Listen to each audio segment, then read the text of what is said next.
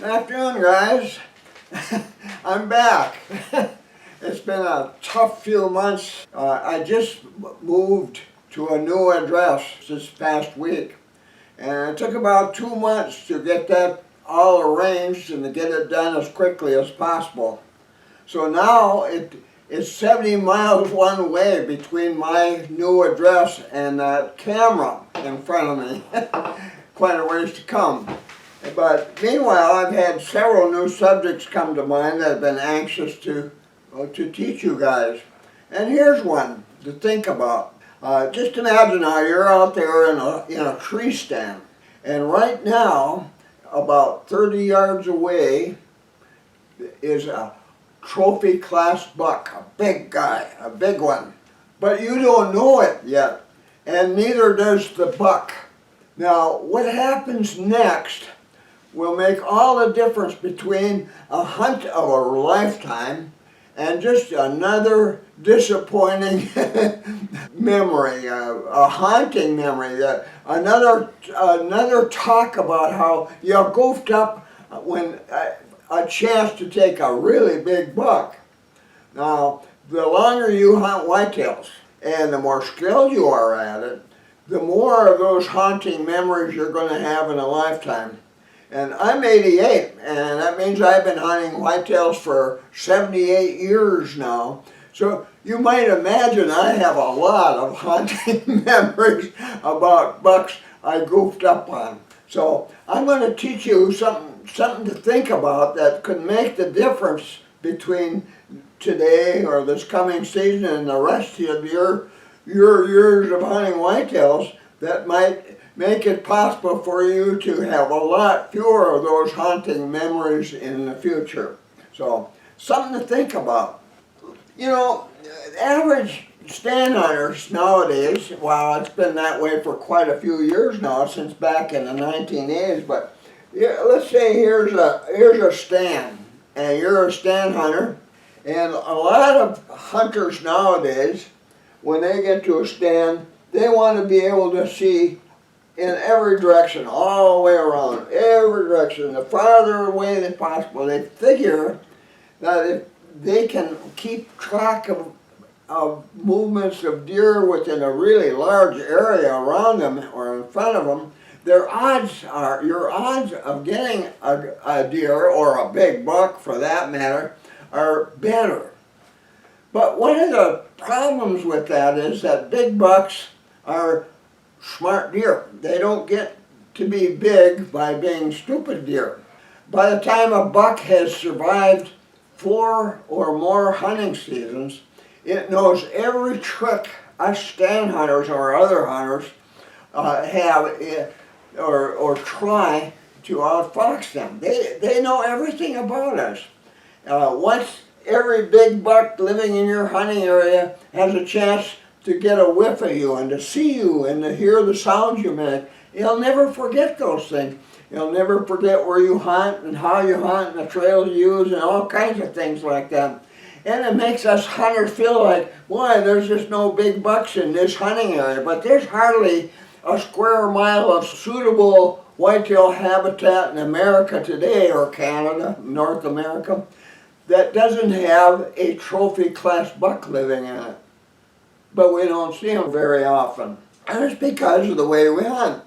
Now, when we first started stand hunting back in the mid-80s, all whitetails, including big trophy class bucks, didn't realize hunters could live up in trees, could climb and sit in trees. And consequently, we saw lots of older bucks in those early days when tree stands were first getting onto the market and the hunters were starting to use them. And so we were seeing quite a few older bucks back in those older days, but since then we're seeing fewer and fewer and fewer. Doesn't mean there's fewer older bucks, it just that means that these extra smart whitetails, the ones that have lived long enough to be trophy class bucks, have got us all figured out, and they're having a rather easy time of keeping away from us. Now, one of the things that's wrong about being in a tree stand where you can see in all directions around you, you have to do an awful lot of moving your head, turning your body, while you're up there, well, you know, above the ground, however high you want to be, you have to move a lot to keep track of possible deer movements in that area all around you. And the more area you're trying to keep track of, the more movements you're going to make.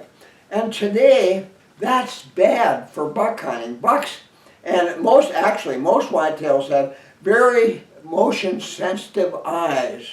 They can be looking in any direction, some little movement. It can be just a little chickadee that makes a movement, but it'll catch their attention unless they hear him. You know, a chickadee is going tickadee-dee-dee, or he doesn't have to look over there to know that there's a chickadee over there. But motion catches their eyesight.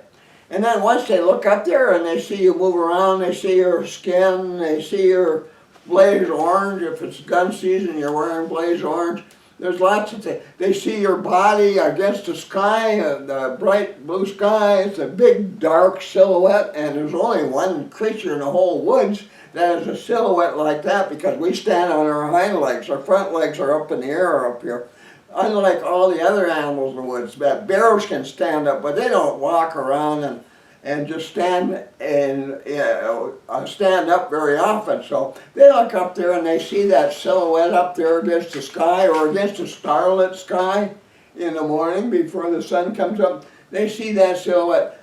Only one creature in the woods has a silhouette like that. They see you. So the more you move when you're in a stand, the less likely it becomes that you're going to take a big buck. You're going to see other deer, but the less likely it becomes that you're going to see a big buck. Now, there's exceptions to that.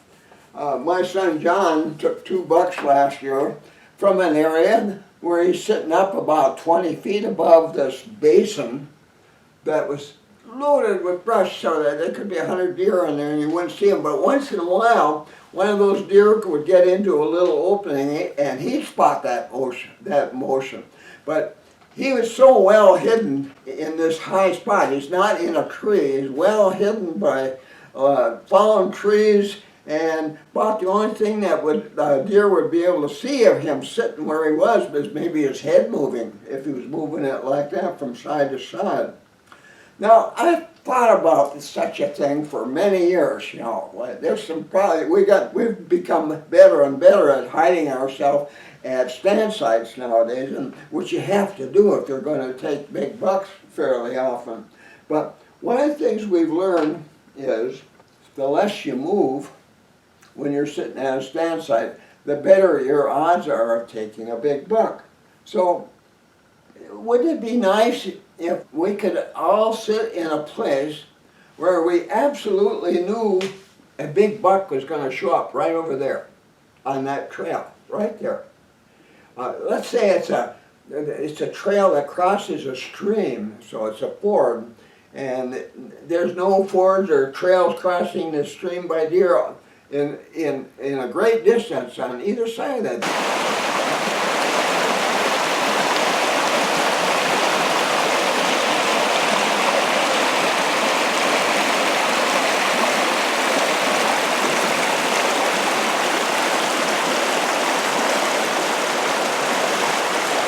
That these deer are constantly going across that one spot in the stream, and maybe it's shallow there or whatever that makes it possible for them to do it without any difficulty. But and you go over there and you look at that trail, and gee, there's tracks of different sized deer, all the way from 2-inch tracks to a little fawn to 4-inch tracks made by a big buck. Gee, 4-inch tracks mean a big buck has been crossing this stream here. And let's say here's the stream. Here's the stream, and here's the deer trail going across the stream.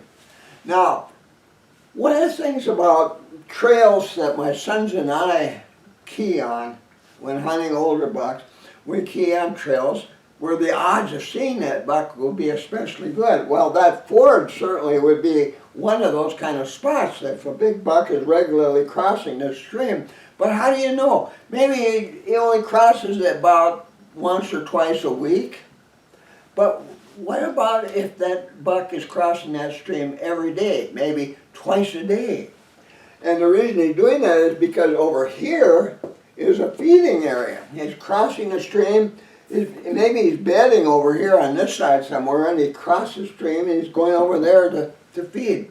Or let's say breeding is in progress and there's a doe with a fawn that's regular feeding. You go out there in this feeding area when you're scouting and you find lots of tracks that are no longer than 3 inches and some 2-inch tracks. Gee, there's a doe and a fawn. Spending time in this, you find these tracks all around. This is 2019 scouting, day 1. Here we have a 3-inch track, the doe.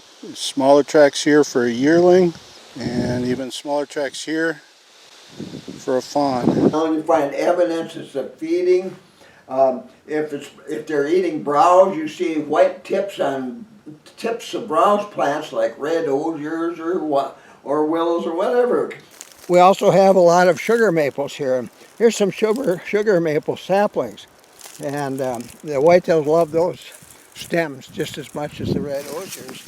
There's more all around here. Those are all sugar maple saplings. There's another one over that way. This whole area here. Let's pan this area so you get to see how big it is.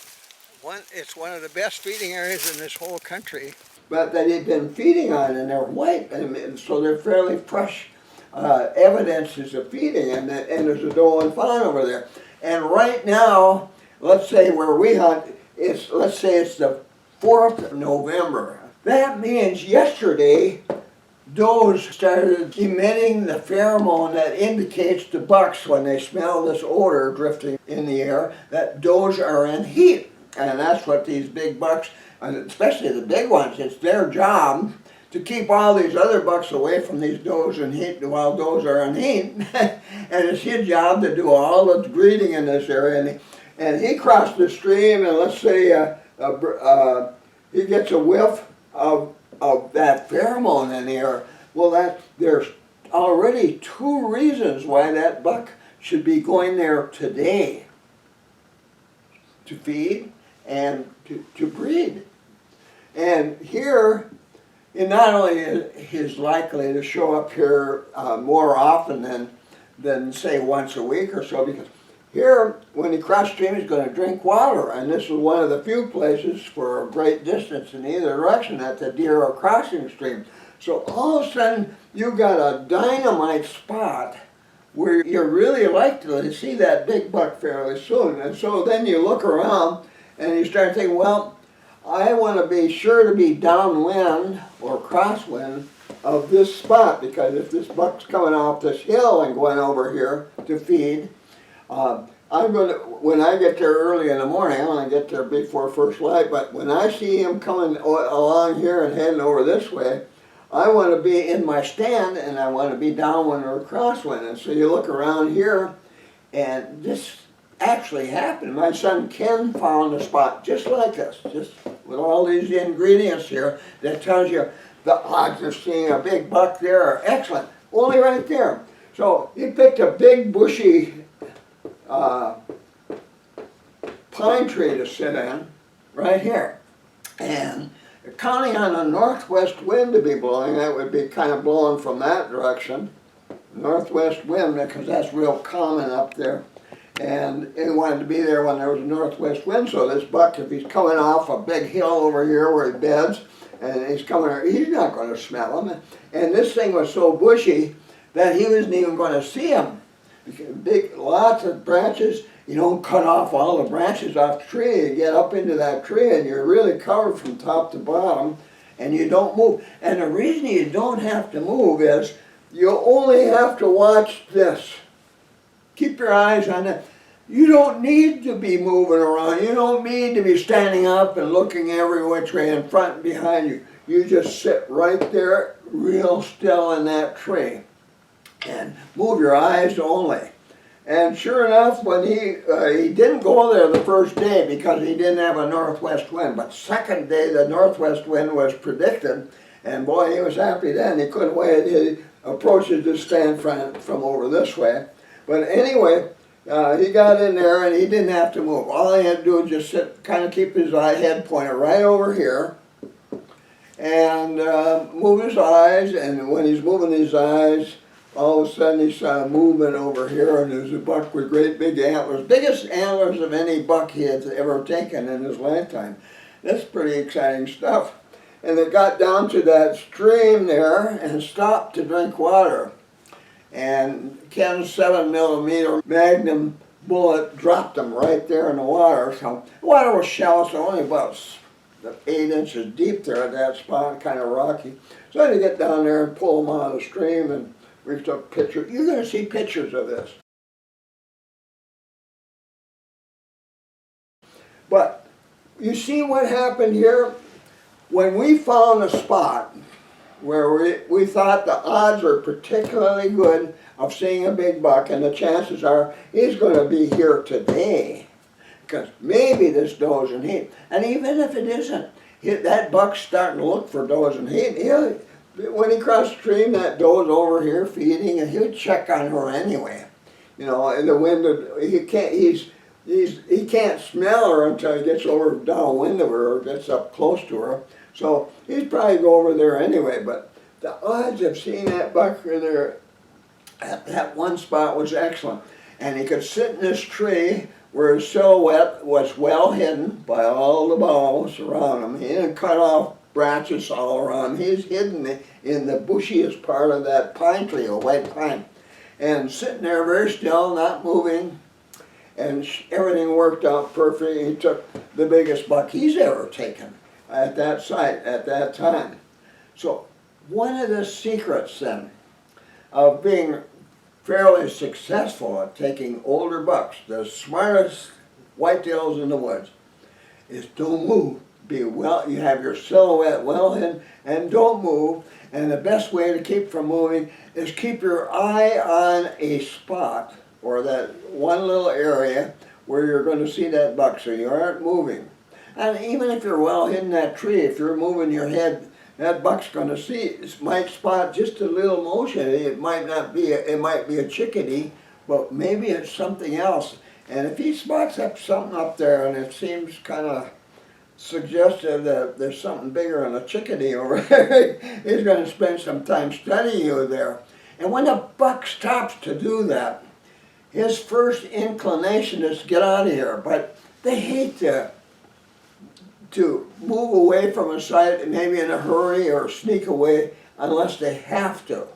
And so he might spend 15 minutes staring at that tree, and let's say he spots up, oh, there's something blaze orange and it just moved. Goodbye, buck. You just missed your chance. You got another haunting memory to think about the rest of your life. But sitting in a spot where you can watch, your odds of seeing a big buck are very excellent, like this one, are very good. Let's talk about some others here. You can do a lot to hide yourself in the woods from older bucks, which are really good at finding hunters in trees nowadays. Even when you're sitting very still, if your silhouette, dark silhouette, is obvious against sky, whether it's a bright sky like we have here today, all blue, not as hot as down south where you live. We've been lucky up here in Minnesota. But anyway, against the blue sky or starlit sky, you see that silhouette. That's bad. But if it's well hidden, so you got to pick it, whether you're on the ground or in a tree, you got to pick a spot. My son Dave, what he always looks for is a pawpaw tree surrounded by evergreens, maybe spruce trees or balsams or pines, and so that he can get up in that tree stand, and he can sit there or stand. He likes to stand, but he knows standing is terrible. I mean, your silhouette is so obviously that of him, unless you're well hidden. And we've taken pictures of him in his tree stands, or his tree stands, from a buck's eye view that he just shot.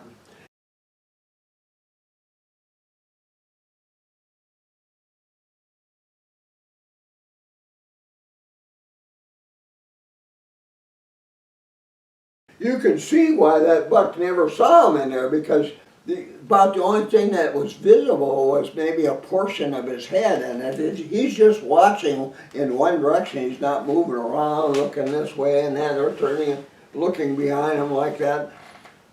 That buck never knew Dave was there because he's just watching this one spot where a doe and fawn was feeding, and I think there was a yearling there as well.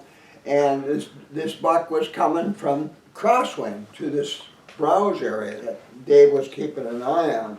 So that worked for him. But anyway, I was thinking of one that I took a few years ago, a nice big buck. He's on the wall now at my new abode. He's a 12-pointer, pretty nice buck. But John and I were out scouting before the season. I was more than 2 weeks before the season, and we were following this one trail and that deer had been using, and we found some antler rubs on trees 4 to 6 inches in diameter along that trail. And then we found a spot where buck had just ripped the daylights out of a small willow when it was shedding velvet, and that willow was all beaten up in pieces laying there, and of course the bark was dry. That shedding velvet, that happened around the 1st of September, so that's been like that for a long time. But there was no doubt about it. With looking at these larger antler rubs, and there was a couple like that along this trail, there was a big buck living in this area. But it wasn't the biggest buck. That's another story. But anyway, we went down there, kept going, and what we were anxious to look at is a fairly new clear cut up here. And fairly new clear cuts have a lot of foods that whitetails love. But it was a fairly good sized one. It was about, it would take at one edge of a 40 about that long of a clear cut up there. And this was the end of it right here in the swamp over there. But we were kind of we were going to go up here and kind of check along the edges of this thing and see if it was a place where whitetails are feeding. It was almost certain, being a fairly new clear cut, that there would be deer feeding there. Well, before we got there, we ran across a trail, a deer trail, like this. And it was a narrow trail, and we're on this side, all kinds of young evergreens, maybe 6 to 8 feet tall, and then big timber on this side. But when we saw that, and not only that, but right here at this crosscut was a groundscape about 6 feet long and a couple feet wide. And that was fresh. That was a fresh groundscape. So that was kind of interesting in this trail. And so John and I decided, well, let's check further. John continued on to go over there and check this out, but I wanted to check this trail. And I went back into these evergreens back in the woods here and going quite a ways. There were fresh and old tracks all along this trail, and they were all 4-inch tracks, all 4-inch. That's a big buck in our country. I have only found one buck in Minnesota that had a track longer than 4 inches, not counting the little indentations caused by the dew claws on the back of their hoofs. But just 4-inch tracks in there, and they were fresh ones. And this dirt it was kind of a lot of moss in there, but all very fresh tracks in the black dirt in there, and old tracks as well, and droppings over 1 inch in length, just maybe 1 1/8 in length. That's big. That's a big buck. Anytime you find a deer with droppings that are 3/4 of an inch or longer, that's a buck only, and that's getting to be a pretty decent buck. But these were big tracks. And then I went over this way a little ways and checked that out, and pretty soon John come back. And I said, yeah, they've been feeding in there. There was doe tracks out there and fawn tracks and that kind of thing. And now, the thing that was kind of curious about this is this going out to where that feeding area was an old logging trail, and grass was growing about 4 feet tall on it, really thick grass, just almost up to your top of the chest there. And if I got over this way somewhere, you couldn't see this spot. This is the spot I wanted to keep my eye on. The deer were going this way, and this buck was going back further. Maybe he was going down, maybe using this trail to find does and heat. You could, 40 is kind of long on one side, and follow the edge in the woods along the edge of this new clear cut over here. And here, and he might be bedding in here. It's tall timber, mixed timber. He's probably maybe bedding in there, but I couldn't be sure about that. But he was going back and forth there quite a bit along that trail. So, but if I got over this way or got over on this side somewhere, you couldn't see that. I wanted to sit where I could keep my eye on that spot. And right here, right about here, was a little evergreen tree. It was only 6 feet tall. Kind of a bushy one. In this deep grass, you know, this thing, deep grass in this section. Now, it got to be all wooded again over here, but this was grass. Now, sitting on my stool, you know, about this height, the grass would be right up to my chin or my nose, that tall. It just solid. There's no way you could see. If I was sitting down in the grass, no deer in this area would be able to see me, but my head was above the top of the grass. But when I would sit behind this evergreen, it was completely hidden. And it was so well hidden that I had to trim a few little pieces of boughs away from here so I could look through the tree. So I had an opening there, not only to look over here, keep my eyes on that, but a place for my gun to rest, pointed in that direction. So that's what I decided to do. You know, John, I'm going to hunt this opening morning when the wind's right. Hopefully I want to wind from the southwest to the southeast, blowing in this direction, from this way or this way, doesn't matter. North wind or wouldn't work at all, and a west wind maybe not, because then my scent would be blowing downwind and spreading out, and probably it would eventually touch this trail over here. And if the buck was walking along there, he got a whiff of me. No, I didn't like that. Or if it was east, it'd be the same problem with this portion of the trail. So I wanted to be somewhere from the south. But John, I said, this is a big buck. I'm going to hunt here opening morning if I got. Well, opening morning we had a southeast wind. And you cannot. But this was a long hike from camp. That was 2 miles from camp to that spot. Quite a long way. So I had to get a really early start because I wanted to be sitting right here. Now, before we left there, I stamped down an area where I could put my stool on the ground and my feet could rest, you know, so I wouldn't be rustling in the grass if I had to move or anything. But I got in there and I could peek through that tree and I waited. Well, about 9:15, a big buck with a big antler stepped out and stopped right here, just like I thought would happen. He came from this way, and pow, and down he went.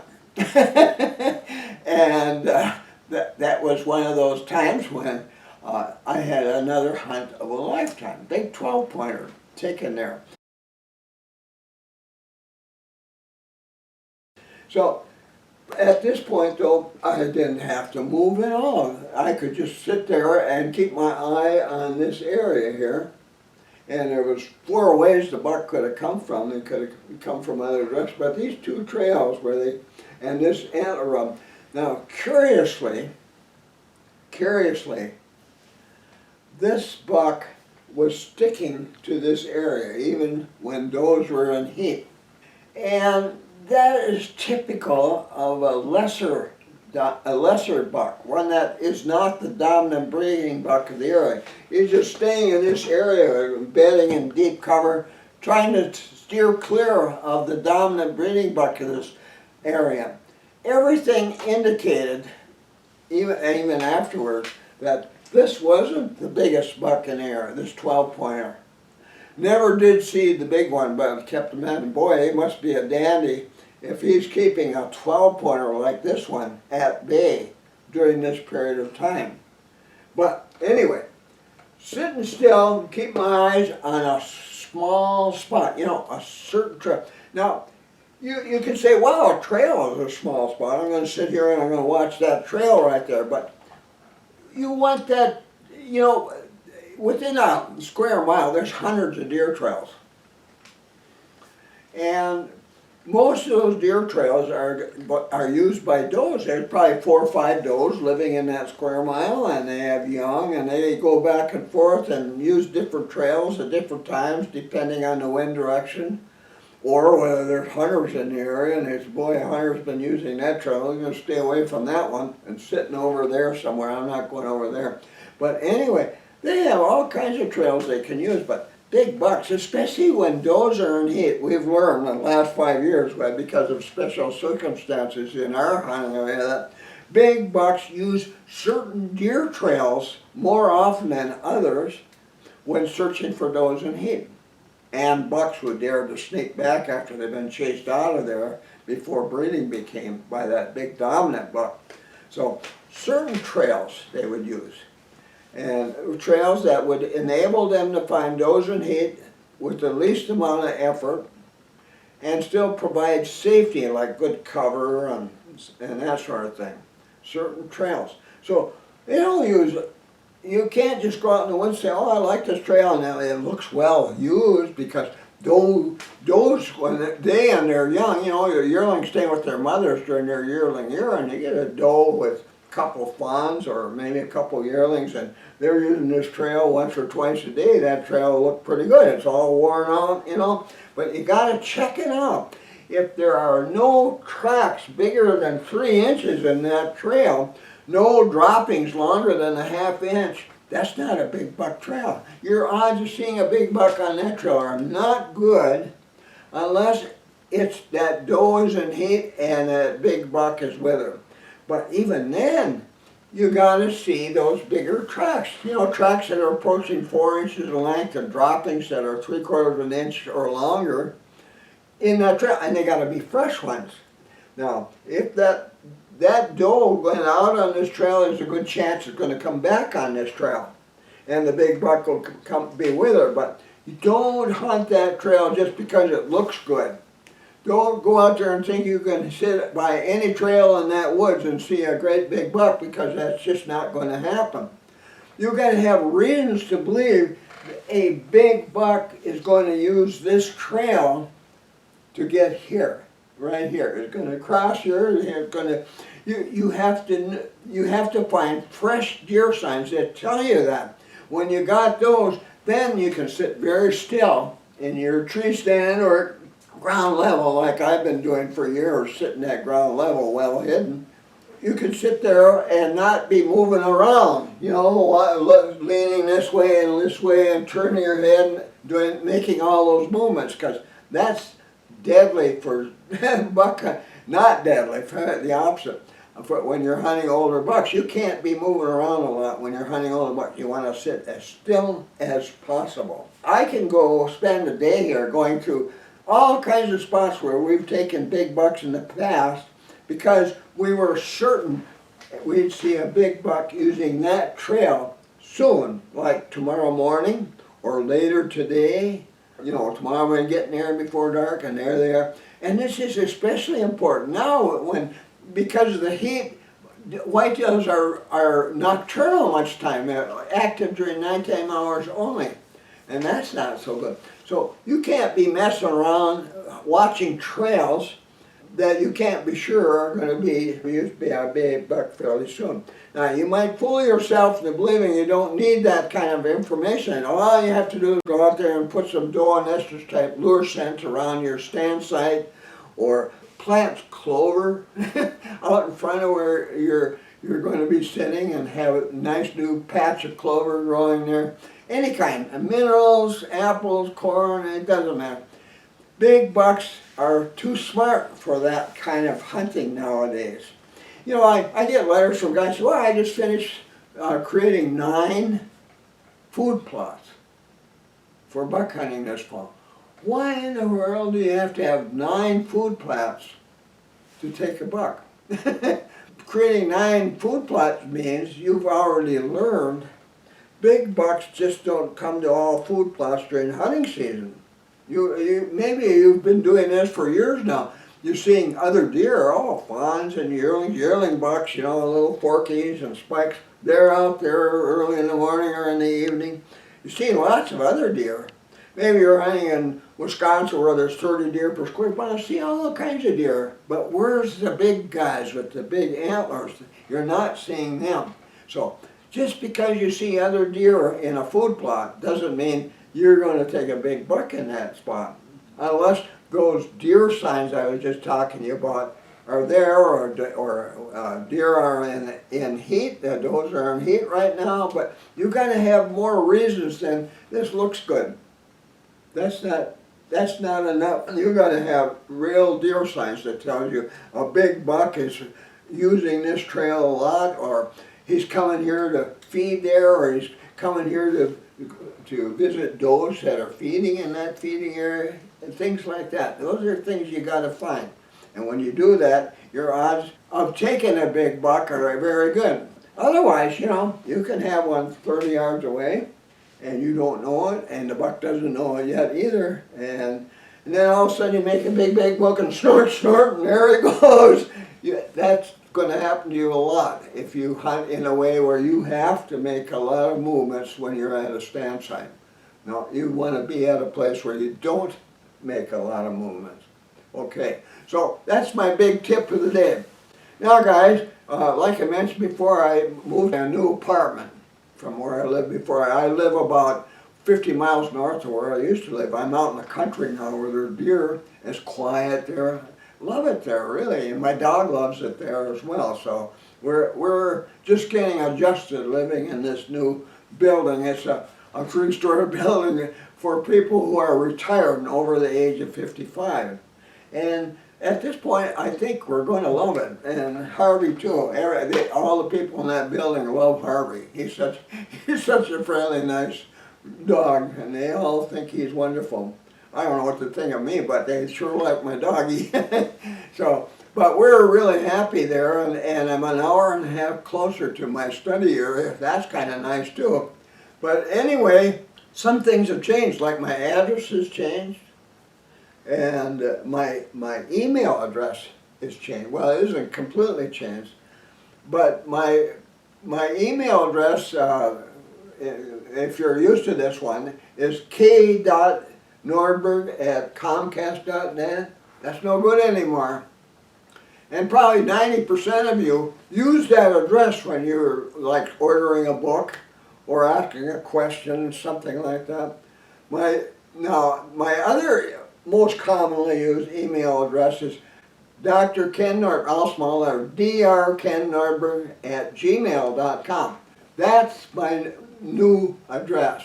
So anytime you want to send anything to me for any reason, go to drkennordberg, all small letters, @gmail.com. Okay? Well, I'll tell you, if you like this one, it might make all the difference for the rest of your life in how many big bucks you're going to be taking. But if you like this one, be sure to give me check that thumbs up down below here in this picture, and subscribe. It's time to subscribe again. I'll be putting up as many new YouTube presentations as I can in the next months. And but it's a 150-mile round trip for me to be able to do that from now on, so I won't be doing it as often, but maybe we can do several one time in the future. Our book supply is getting low. Right now there is probably fewer than 60 copies of my earlier editions, each one that are still available. The third, fourth is really an important one. Third, fourth, fifth, eighth, and ninth editions, they're all important, but that fourth edition covers more than 100 deer signs. Something you should know well if you're going to be a buck hunter. That fourth edition is a dandy for helping you to become a better buck hunter. But at any rate, third, fourth, fifth, eighth, and ninth editions, there's probably 60 of each of those books left in the world. Don't wait around forever to order a book. And 10th editions, I'm not sure when I'm going to be printing more of them, because I'm anxious to get my 11th edition out there.